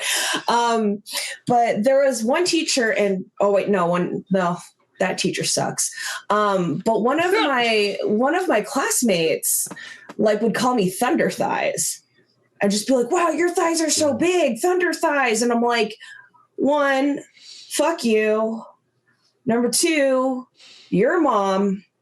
And number three, you're next going across the floor and you're sitting here commenting on my thighs when you should have been paying attention to what you're supposed to go on. So it is weird, you know, and we'd be in tights and leotards and stuff. And that's just because, you know, you want to check the alignment of the body when you're doing techniques, blah, blah, blah. That part I get. But there was a lot of low key body shaming shit that would happen. And I remember I was maybe 12 or 13 years old. And, you know, I'm Filipino, so we don't take kindly to people telling us that we shouldn't eat. We have, at least with my family, there's a complicated narrative around food and body and whatever. But I don't need some white bitch with no ass adding to that. So shout outs, Trisha. Shout outs. What's good, Trisha? Yeah. You don't remember me, but I remember your hoe ass. Man, she got real not like us real quick, didn't she? I got real. What's her full address? I don't know, but she lived in Auburn 30 years ago. So she's probably rotting in a Whole Foods or something. I don't know what she's doing. It's possible. Drowning in granola. Rotting in a Whole Foods, rotting in a hole. Right. Wait, did I also see that? That was mean. Did I also see that you draw? Yeah, sometimes I for my Patreon I give out doodles, and they're just these little rudimentary stick figure looking motherfuckers. And that is the extent of my drawing. I have delved into oil painting, which I haven't gotten a chance to work into quite as much as I'd like to, but that's a visual medium that I'm also trying to learn about. Okay. So yeah. I think that's at least okay. considering that, like, people that know you probably know these things, but for people who are like fans, they probably have no idea that you also are into oil painting and trying to learn the recorder, and stuff like that. But they've heard tell. Okay. They've heard tell. Now, for the video I'm going to put up, which, let's just put it up here right now. Bam. And so. Yes! Oh my God. Okay. Yeah. Sorry. I'm like really excited about this one. So now when you, is this considered for you part of like your hobby or something you do on the side, but also part of something that gives you some sort of inner peace? What does this represent for you? Yes, to all of that. Oh, okay. Where up? Yeah. So like my instructor, who goes by Baby Cakes, she did a lot to like talk about like the history of twerk and like bounce and how it is a very Black centric dance and movement that we must honor and respect and all that stuff. And I vibe with that and what have you. It definitely gave me like some peace of mind and healing around my own journey with dance. Like she would just have so much energy when she would instruct, and it was just so infectious. And she created this environment of like, hey, like we're all on different journeys of our of movement, right? But the fact of the matter is, we showed up, we showed ass, and we celebrated, and then we went home or whatever, So it taught me, or it reminded me rather, that the end of the dance class isn't an audition. Like, dance class is not an audition. It is a practice. It is a practice like for whatever it is you want to work on in regards to technique, stage presence, like spatial awareness, whatever it is. And so like framing dance and framing dance classes in that context really made it more of self-improvement and goal setting for me versus I have to kill it every time. I must be perfect or else I am a less than human being. Oh, wow. Okay.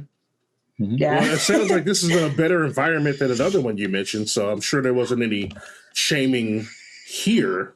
Oh no, not at all. Like this class especially was like hella fun. If it's the combination that I'm thinking of, it was originally to back that ass up, but like the sound quality on my phone is not great. So I just put it to one of our songs because why not? Okay. So it might not be on beat. Okay. So don't be mad at me. That's fair. Okay. Thank you. On that note, let's hit play. Let's see what's going on in this class. Oh, it's exactly what I thought. Yeah. It's just me. See, that's what I was trying to do like on Saturday. I think I did pretty good. Yep. Oh yeah, this was to back that ass up. I should have done that move. I'm trying so hard. Oh my god, I did it to the beat.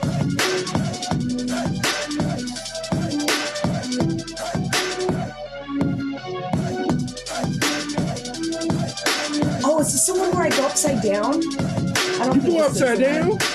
I can't remember if this is the one where I did or not, but I definitely do that. I'm trying to think. Go upside no, down. this isn't. Oh yeah, no, I do go upside down. Get it, bitch. Is that like extra credit? No, that was part of the combination, but it's really hard because like that in that particular like thing, like you're propping yourself against the wall. And like there's a point where like you're able to shake easier, but then if you're too far up, if your legs are too far up or they're too far like down, then you can't really see what's going So like a lot of times, like, and honestly, that was like the first time in a very long time where I responded very positively to watching myself perform. Because usually I'm just like, I did this, and this wrong. I look down here, and I need to banter the crowd more. I'm looking down, or I often can't watch a lot of art performances because I will critique the living shit out of me. And I mean, I would consider ourselves like some of the best live performers in our little community. I think so. But we are. I'm just gonna say it now. But like, for as much as I will give notes to the people that want them about their own like performance and like what they can improve on, whatever, I am 10 times harder on myself and in terms of what I bring to our live show. Right. So if I don't think I'm doing well, then I'm just like, I can't watch this anymore. I'm going to take notes of all the things that I've seen that I did horribly at, and then, go about my day. But a lot of people see our videos and be like, yeah, I killed it or whatever. And I'm just like, you're saying that to be nice. But that's just my negative talk. I was going to say, like, then do you find it hard then to navigate, like, because obviously you're doing this, for you. It's something you're doing for you that helps how you feel and such. But then if you go back and review, does that ruin the mood that helped you get there? Like, you went there to get in a good mood, and then if you go back and review, does it mess it up for you? Depends. For me, it depends on what it is. Like when we're looking at show recordings and stuff, there are parts where I'm like, okay, yeah, you killed that. But a lot of the times there's like, okay, you're spending too much in this area. You need to go to that area. This part sucked, whatever. I get into work mode. I get into editing mode faster than I would. Okay, like we killed that, right? Like I mean, I'm not going to critique his part of it because as far as I'm concerned, you're doing great. You're doing great. Like, that's right. Yeah, well, you do. And you are on beat. So hooray. Great for not you. Always, most of the time. Well, I mean, yeah, but I mean, your people are predispositioned to be on beat a lot. I was going to try to... Sorry. No, you're good. I was actually going to try to... I can't get the video to load for where you were using the recorder. It's a TikTok thing. It's acting real funny now. It just it keeps showing up in Spanish and wants me to log in. I don't know. It's your VPN. Right. Now, you have one more dance one that I have. Do you want to watch that one? Sure. Okay. I can't remember which one it is, but yeah, like. Well, you took several classes because that one was twerk sessions. This one is pole. Oh, right. Okay, cool. Okay. All right, then let's check this out, and then you can tell us about this. I should add it to the screen first so people can see it. That's about as big as I can get it, which is weird. But let's just go back here. There we go. Is this at a different place? It's the same dance studio. Okay. But this one I think was a heels class. Oh God, I just noticed that. Those some big ass heels. Yeah, they were like 6 inches. Oh, this is the Pussy Monster one. I remember this one. Okay.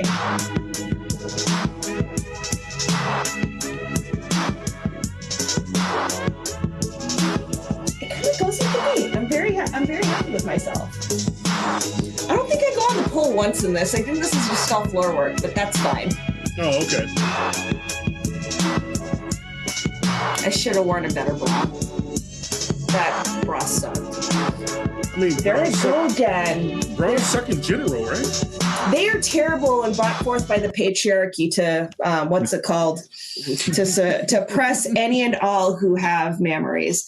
But yeah, like I just caught myself doing that again. Like I get really excited about like something, and then I see something that I don't like, and I'm like, well, nope, it's done, it's ruined or whatever. I like the choreography, I did it well, but then I'm like, I could have worn this one, but that one was a fun one because people got to take their shirts off and they were like, hee hee. And I was like, this is cool too. I'm warm anyways. Fuck it.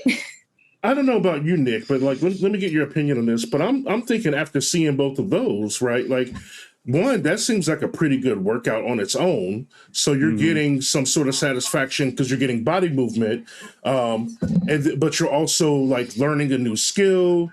And then just get to kind of express yourself because it's kind of an artistic expression, correct? Oh, absolutely. I think it's very much like how you're feeling will very much impact like how much kind of emphasis and oomph you put into everything. It'll probably determine like facial expressions, which will make people think like, oh, what's going through their mind? Is that connected to like the rest of the performance in any sort of way? And just like, is, their mindset impacting the performance, or is that just part of their performance and they're just really good at acting kind of thing? Yeah.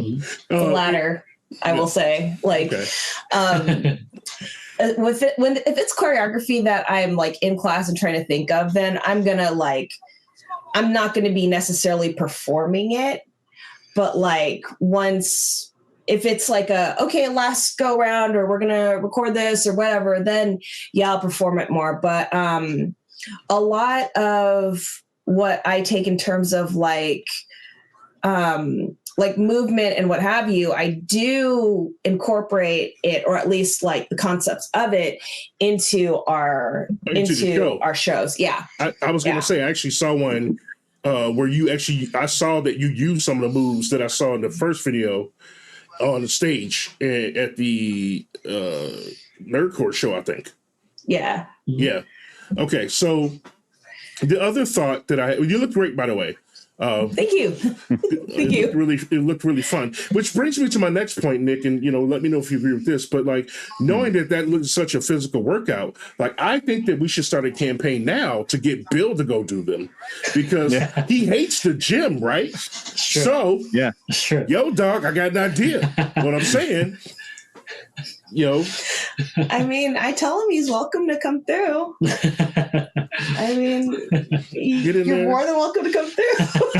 Bro, hey, and then you can incorporate it to the show because if you put your feet up on the wall, right, and then you like hold yourself and then squats with one hand and like twerk, son, like, yo, I can sell that. I want to see that dance off. Yeah. Right. I can sell that. I mean, honestly, that would literally be a flex. And I would be worried because I'm like, okay, this is a part where maybe you're scratching hella heavy. Yeah. But like, I mean, yeah, fuck it. Like, yeah. Hey, we're better to wear the unemployed shirt than doing that. Right, exactly. Right. I got one more thing I want to share because then I want to move into our bonus round of questions because we're coming to the end. But I wanted to give you a chance to shout out this because I do ask our guests about things that they care about a lot.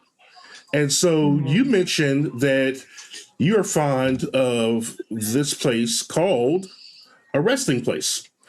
And please do tell us, this is part of your activism and your community, right? Mm-hmm. So can you just give us a little bit about a resting place?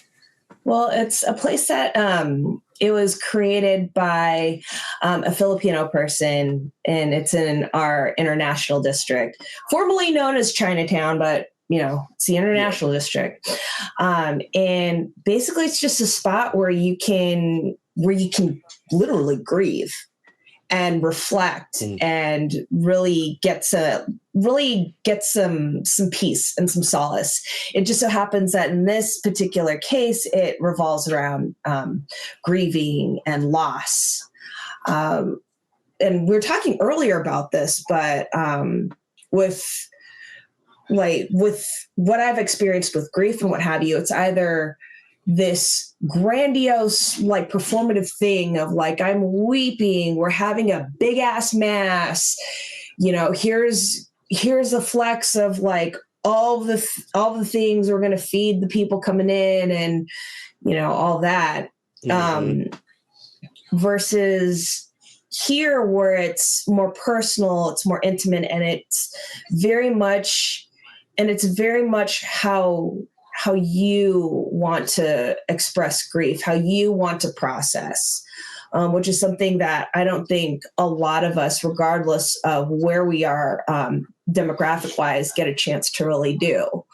Like, I come from a family of workaholics. So what I know how to do with grief is I just work through it until eventually I stop grieving enough where I can continue to work and do that and just bury them emotions deep,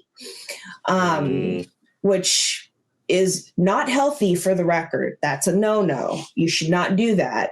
You should process. And I do go to therapy and all that also. But this is just this safe space where people can explore like where they're at. What in not just like death, right? But just loss in general, a breakup, like losing a job, a friendship, whatever the case. I mean, there's grief and loss all around us. And this place is so special because it's a place for just that, for just having some peace of mind, literally a resting place. I could use some of that. Oh yeah. Yeah, I could definitely use some of that. And that's I don't want to get too far into it, but yes, there are a lot of things that are going on when this is being filmed right now that bother the shit out of me. And yeah, I can use a resting place. Yeah. So absolutely. But if anybody's watching this is in that area, know now that this exists. And if I were you, I would, make use of it immediately. So and there's a link over there to donate as well. And if you're able to, please consider donating. Also, consider sharing this link in the space for any and all. Even if you're not local to the Seattle area where we're at, if you happen to be in our neck of the woods, this is a great place to visit and to have some solace. Okay. I'll make sure that I put a link to their website in the description when I post this on YouTube. Okay. Yay. Thank you for sharing that with us. I really appreciate it. Nick, would you queue up the bonus round? Because you're up, buddy. The bonus round? Okay. So I get to spin the wheel. Pull up the wheel and then we will start. All right. We will start spinning. Spinning the wheel. No. Put it up here. I'm gonna put it on the screen. Oh, yeah. Present it. All right. There's a thingy from like Mad Max, like roll the spin the wheel or whatever. I don't know. Maybe. Yeah. You talking about when they're in Thunderdome? Yeah. Question wheel. I haven't seen that movie since I was like 6. All right. Damn. Okay. Ready? 6. Wait, let me explain how this works. Okay, we're now entering my favorite part of all of my interview segments, and that is the little bonus round where we have a wheel with numbers from 1 to 30. Nick is going to spin them, and then he has 30 questions that he is now going to ask our guests, and whatever it lands on are the ones that they have to answer. Oh. Perfect. Should do these one at a time. One at a time. Right. So go ahead. Spin number 1. Spin number 1. I hope it's not trivia because I'm terrible. Question number 11. All right. Bonus round question. Number 11. Were you a good student? Yes, I had to be.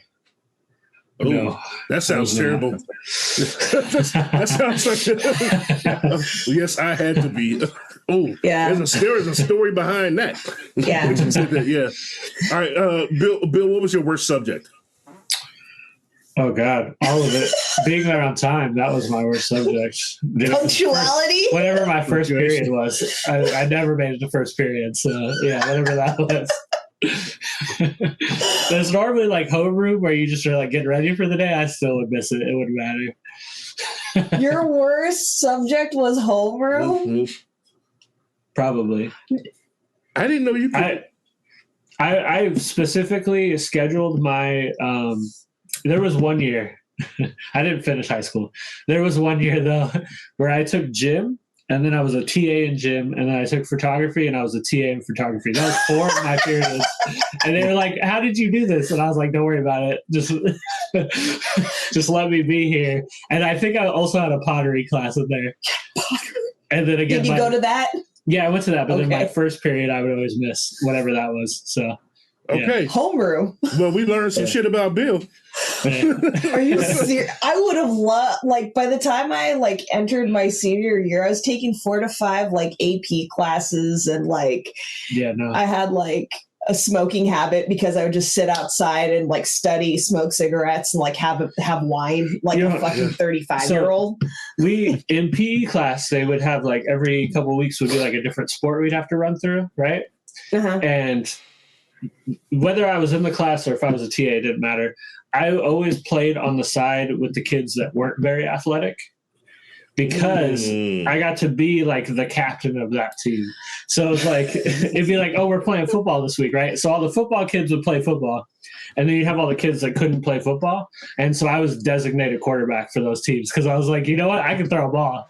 I can't, but I don't care. I'm not going to go run. So I'll throw the ball for. So I was the quarterback on both sides. So when we'd switch sides and I'd still just be the quarterback. Oh my God. That was how. Yeah. What? My PE teacher, she was like, if you would just show up to class, she's like, you could do this, because she said that I had the best jump shot in the class. She's like, if you would just show up. So yeah. Oh no. Yeah. Holy. You never hear, but you've got a great jump shot. I had a great jump shot. Jesus. Damn. Wow. God. I would miss class and then show up the next period where I wasn't supposed to be there and just hang out. And she'd be like, why? That's my question.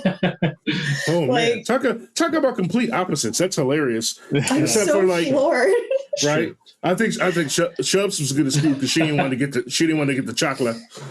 No, it wasn't even that. Like the chinelas was one thing, but like the Catholic guilt of like, oh no, we came to this country so you can have a better life, and you need to go to college because that's what you do to be successful. Now, mind you, I graduated.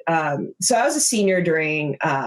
I was a senior like 2001 to 2002. So like I was class of 02. 9/11 happened 2 days before my birthday.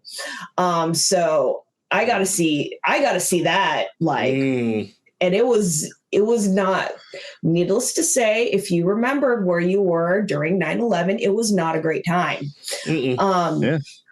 Like I was pretty little. I do remember my teacher just sitting at her desk weeping the entire day. I was like, damn. It was like, oh, it was intense. To say the least. Like I had friends that were like hella shooketh about their New York families because they're like, we don't know. Yeah, that's where I was at too. So there was that. But then when I went to college and did that thing because that's what I supposedly was supposed to do, I graduated in 2006 and then like the recession happened. So that was cool. Yeah, it was not cool. I was very upset and very disillusioned with the day job thing. So, Oh, I bet. And now I'm a stay-at-home mom and a rapper. So that's a whole bit. I'm glad you're not a stay-at-home rapper. Oh, that would be. Let me stop giving her ideas. Nick, go ahead and ask the next question, man. Okay, that's a song idea. Let's spin this wheel.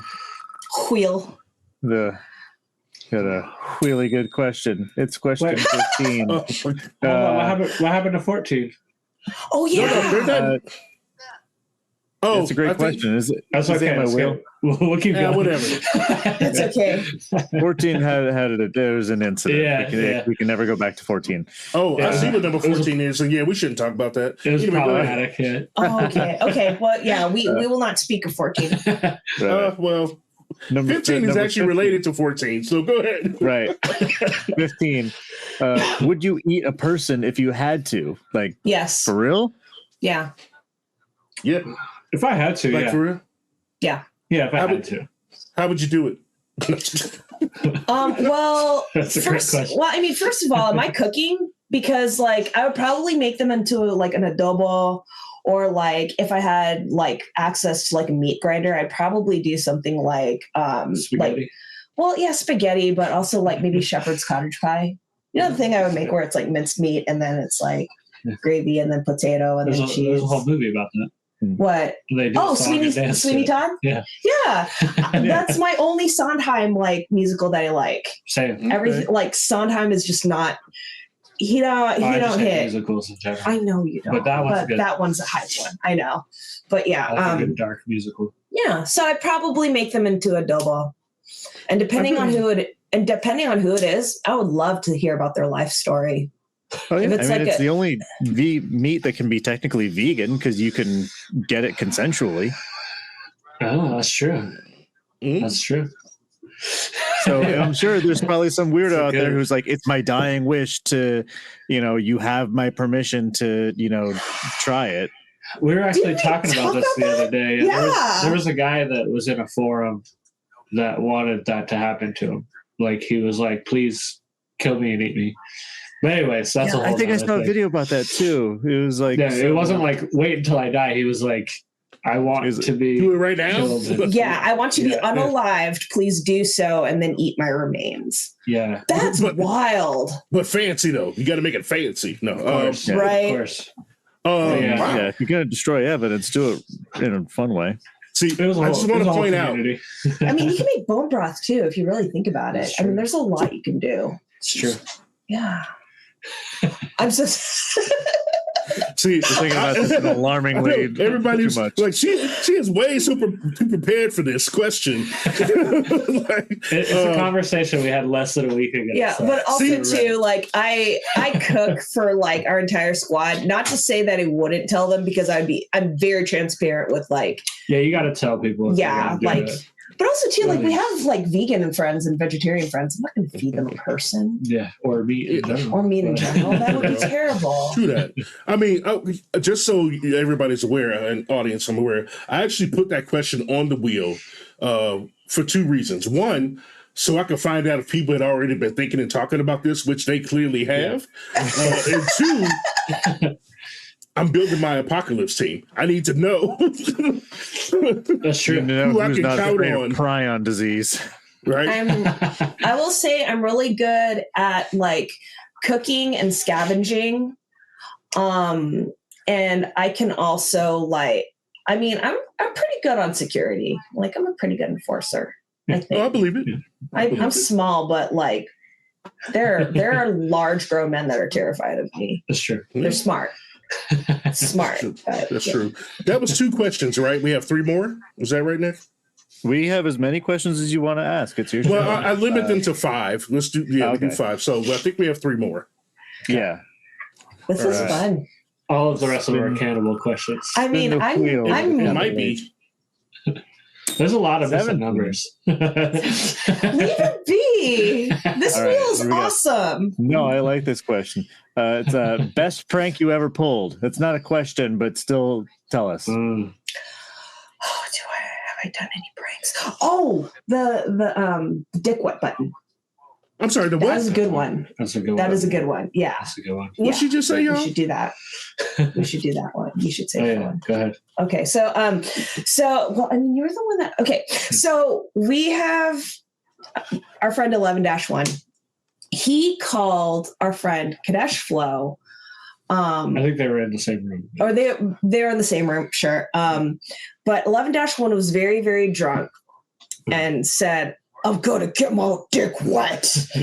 And left that message for for Kadesh Flow, who then called DJ Rockman like a year later, a couple of years later. Like this also was very drunk. Very drunk. I came to get my dick wet. And he got this, it sounded like he had marbles in his mouth. But he sent that voicemail message to Rockman like 3 a.m. Everyone was curbed, long week, whatever. And like there was like a giggle he did, like, and then he said it and then he giggled again. So one thing with both Nick and I, mainly on Nick's side, but if I catch something, I'll usually run it by him. If you say something, anything, chances are we'll make it a sample. And so fast forward to our show, and Kadesh Flow is on stage playing the trombone and being a brilliant musician as he is, and he says something, and I like side eye him, and apparently it's like a very, very hard side eye, like I think I'm in trouble. And then we're going about the banter, and then Bill Beats presses the get my dick wet button, and like he didn't hear it at first, but everyone, like, we didn't hear it at first. Like I kind of caught the end of it, and I was like, no, he did it, and he pressed it again, because just to be like, I said what I pressed, what I pressed, I sampled what I had sampled, so just everybody was just like. Well, yeah, because like so he left this voicemail at like 3 a.m. the night before as they were driving to the venue from like cross state, like a couple states they were driving from, and so he didn't know. He probably already forgotten that he had left this voicemail. And his voicemail, he was making fun of our other friend, right? He was like making fun of him. But it backfired so hard. But yeah, because he left a voicemail. So we had a clip of it. And then, so when we triggered it on stage in front of an audience, he realized what it was, and he was like, It's good. It's good. Yeah, and well, like if we find the clip, we'll like send it y'all's way. But like, it's in that video that you were watching. I'm gonna find it, and then I'm gonna put it up later. Yeah. Scroll through that a little bit, and you'll see when I don't know if you're familiar with Kadesh Flow, but you'll see he plays trombone, so he gets on stage to hang out with us for a little bit. Yeah, like you were saying that earlier. And it's been like it's a long running game of like playing things to, I wouldn't say to embarrass him, but to like poke fun at him. To embarrass him. No. And like he was in the studio once and we were recording a verse before we were playing a show, and he was doing ad libs, and he did like this weird that he said, like on it as an ad lib, and I clipped it and put it on my turntables on my laptop, and then that night we played, and I was triggering it through the show, and so like I would trigger it and I'd make eye contact with him, and he'd be like at the like at the bar getting drinks, and he would just be like, "Are you serious?" Like, and like just say, yeah. We definitely do it to clown on and to prank, but it's all out of love. Like, during our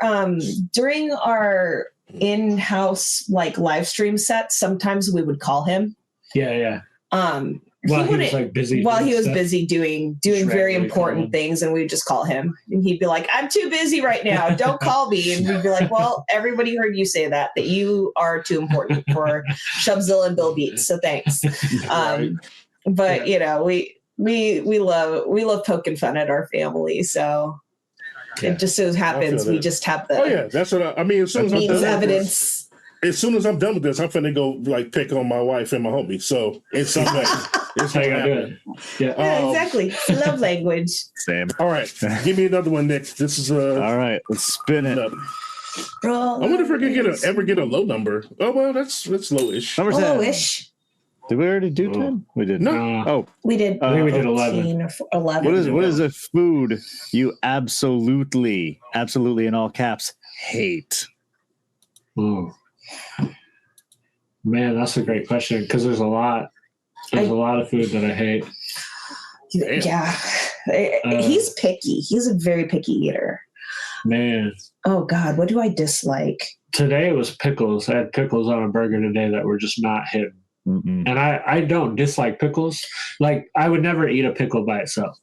But if it's on a burger and it works, it works. Like I'm not going to fight it. You frowned at this And today pickle, was one of those days where the pickles were just ruining every bite type of situation. And so I'm going to go with pickles. Okay. Chicken breast. Really? I'm sorry, what? Chicken breast. It's like people don't know how to make it. It ends up being too dry. So I'm just like, nope, this will not do. You don't hate it. You just don't like other people's chicken breasts. Like I'm talking like you won't put that shit in your mouth, hate it. Oh, okay. You know, God, like, it depends because it's like it depends on the creator. Like I would never I know this is a running joke, but I would never eat a white woman's potato salad or mac salad. Like I would never. I would pass that along politely, right? So like, so I, honestly, for like, if somebody that was like Alabaster American were to try to make Filipino style adobo, I would probably have some to be polite, but I would hate every bit of my time doing it. oh my God. But yeah, I guess for me, it just depends on, I should just say food. But I like food. Oh, I love food. I don't know. All right. Well, for me, it's olives. I don't like olives. Oh, olives. Okay. Yeah, same. Can't do it. Can't do it. Nick, you got? I don't like vegetables. Yeah. I mean, the other weekend when we were hanging out and I got those nachos with those olives on it, that reminded me that I don't like them.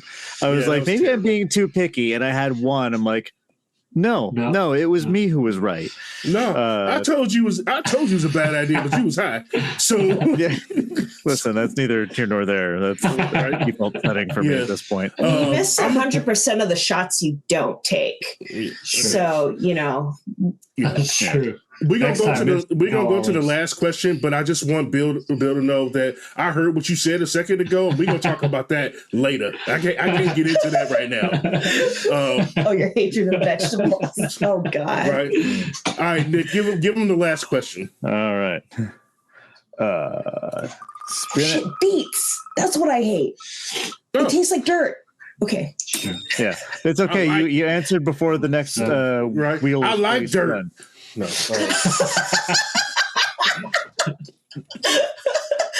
Ooh, siete. But only like that fancy dirt that you get at Home Depot. Question number 7. This is a heavy one. Imposter syndrome or nah? Yes. Yeah. Always. Absolutely. Always. You gotta keep yourself humble. Okay. Yep. I just have problems with like self-worth and feeling like I am deserving of praise and people's positive time. Oh. Yeah. It's because everyone else on social media is just posting their greatest hits, and you're stuck seeing your own like behind the scenes and all of your cutting room floor shit that you like. I wish I could set this on fire. Yet everyone else is just posting everything that they've like trimmed the fat from and like cropped all the sadness out of. I mean, So you're seeing a very, very curated window into other people's lives, whereas like they'll look at the stuff that like you post and be like, I ain't worth a shit because they're making all this music and doing these dances. I say mean things on my Facebook where I'll go in and be like, I don't care about your following. I don't care about your numbers. I don't care how famous you are. If you're a trash person, you're trash. I'll say mean things like that. And like people have feelings about it of like, well, why can't you just be more positive? I'm like, well, that's why your hoe ass is around to do that. And I'm here to spill tea and talk shit because it's not sunshine and roses, and it won't be for a very long time. I feel like with internet comments, I won't hit, but I'll hit back. Yeah. My favorite way to remind myself is if I'm like struggling with something that I know that like I have a lot of knowledge in, like a category that I have a lot of knowledge in, is but I'm struggling with like being like, but why would anybody care type of thing. Is I just go watch like YouTube tutorials on that thing. And then it reminds me, it's like, I know more about this thing than this person that made a YouTube video and has 10 million views on it. You know what I'm saying? Like, I mean, that's good. That's good, but that's petty to the motherfucker, man. That's like Ron Burgundy going into Home Depot. It is. Yeah. Like, I know more than you. Sometimes you just gotta like remind yourself by you can prove it by watching somebody and they have crazy numbers and like all these people watch this thing of them showing them how to do it. And it's like, I could have done this. Like, I already know all this and I could have taught this better, or whatever the situation might be. But it's a good way to remind yourself that you are valuable in what you do. I like that. Well, let me end the show then by making this statement. I, too, suffer from imposter syndrome. And a lot of times people don't think that I do because I also can come off as somebody who has like an ego or like, honestly, really, I love myself. There are things I don't like about myself, but I love myself. And I know that I am proud of the person that I have allowed myself to become because it wasn't easy and I worked hard at it and I still work hard at it every day.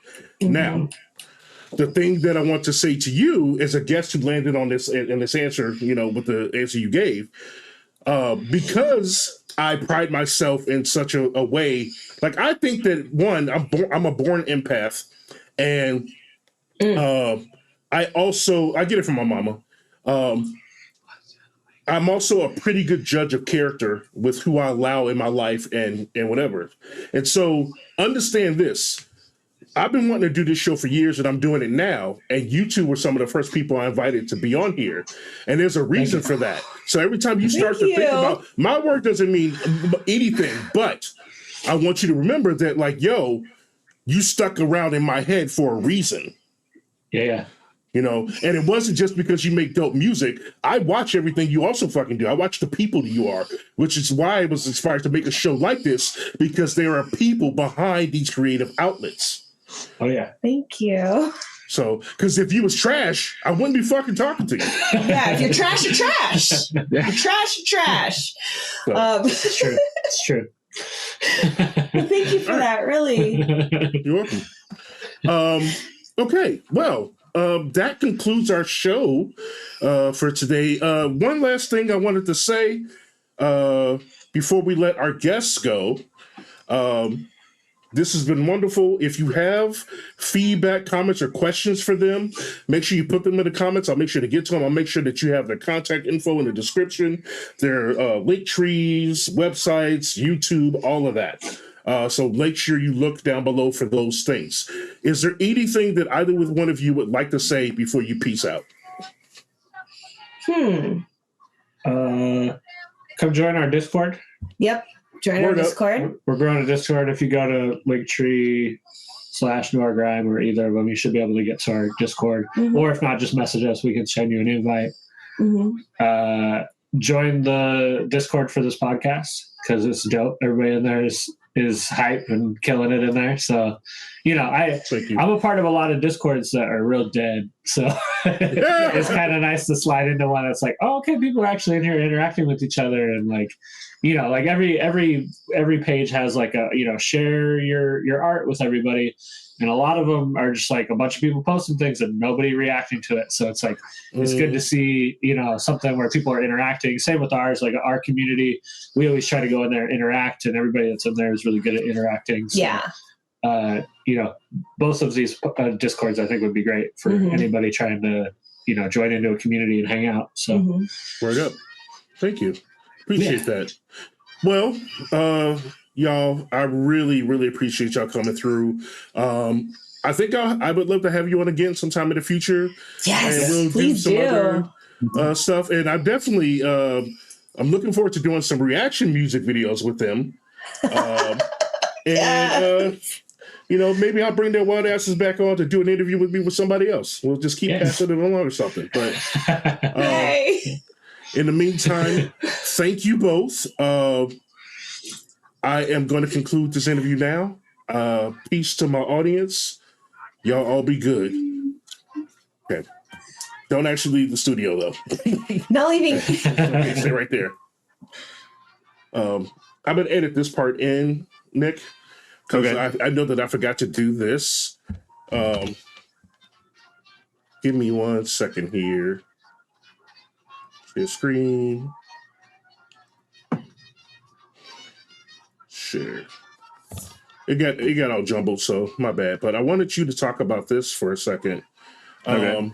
So I'm just going to do another lead in so that we can try to edit this in earlier. So before we get into our guests, I did want to add in this small plug because my homie Nick agreed to host this interview with me, and he does have his own YouTube channel, which is a friend of mine, a community, an affiliate. And so, Nick, would you mind just saying a little bit again about what they can expect on Mug and Play? Sure, absolutely. My channel is Mug and Play. It's a place where I post video game content, just let's plays of mostly indie games, though the exception right now being Skyrim, just because I had never played it up until last year and decided I wanted to. So that's sort of great for like kind of the old school fans, but then the rest of the content is newer indie titles or kind of like some classics like Cult of the Lamb. That game right there, Thank Goodness You're Here, was a game that came out last year that is absolutely hysterical. And just any game I find that kind of just looks interesting. And the best part about indie games is they're usually made by small teams that are like insanely talented and passionate about making a good game, because obviously they don't have the budget of like a AAA title with like a multi-million-dollar budget and like 100 people on the team. It's usually 3 people that are doing this in addition to having a day job, so they're doing it from a labor of love, so you know it's going to be a quality game. And they're also usually pretty affordable too, so that makes it even nicer. Is that like it's not just these $60 and $70 games that no one can play. It's like $10-15 games that anyone can pick up. And I also do animations occasionally, do some art, and that's just a ton of fun because that kind of pushes my boundaries artistically, and it's mostly just me playing games, being silly. And I upload 2 full episodes every week, and I'll usually chop up some of the funnier bits and throw them on YouTube Shorts, just as almost like a Costco sampler of like, here, try this free sample. If you like this product, here's the 40-minute version. Perfect. Okay, well, thanks for sharing that with us, man. I'm looking forward to actually checking out and sharing your content on my channel as well, and having you back on and maybe going over there and watch you be terrible at games. Oh, absolutely. This isn't the last you've seen of me. So I'm going to bring them back in real quick. Yeah. Okay, I'm back. Back. Wait, I got to go back again. Hold on. Sorry, one more time. Hold on. All right, I'm going to end this recording, and then don't leave the studio, Nick. I'm going to bring you all back in. Okay. Thanks everybody for tuning in. That concludes our interview for today. Make sure you tune in next time, where it'll be like me and Nick, or just me or somebody else. I got a whole team of people you need to meet. But I'll see you on the next one. Peace. Come on now.